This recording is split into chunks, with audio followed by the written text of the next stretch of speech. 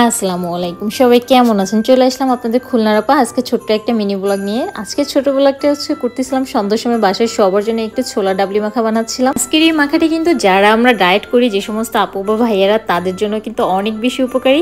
যারা রাত হলে ভাত খেতে পারি না, অনেক বেশি কষ্ট লাগে, তাদের জন্য কিন্তু একটা ঝাল ঝাল মজাদার খাবারও হবে, আর সাথে সাথে তোমাদের ক্যালোরিটাও কিন্তু যথেষ্ট পরিমাণ থাকবে।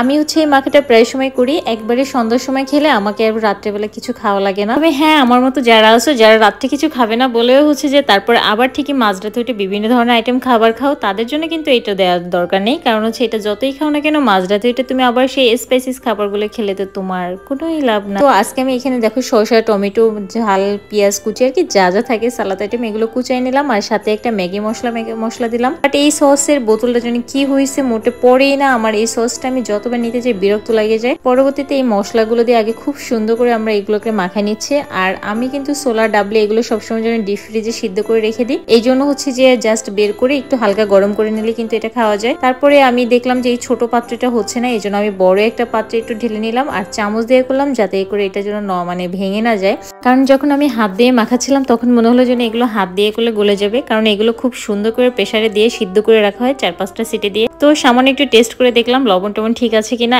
একদম পারফেক্ট হয়েছে, অনেক বেশি মজা ছিল। সামান্য একটু লবণ আবার দিলাম জাস্ট মনের ব্যালেন্সের জন্য, ঠিক আছে। তো যাই হোক, এই দেখো আমি একদম মামাদের থেকেও কিন্তু হ্যাপি করে মাখাই। এই সন্ধ্যা নামাজের পরে যদি এই ধরনের মাখায় সামান্য কিছুটা খাও, এই যে আমি দেখো নিয়েছি কতগুলো করেই নিছি, কিন্তু যথেষ্ট পরিমাণে।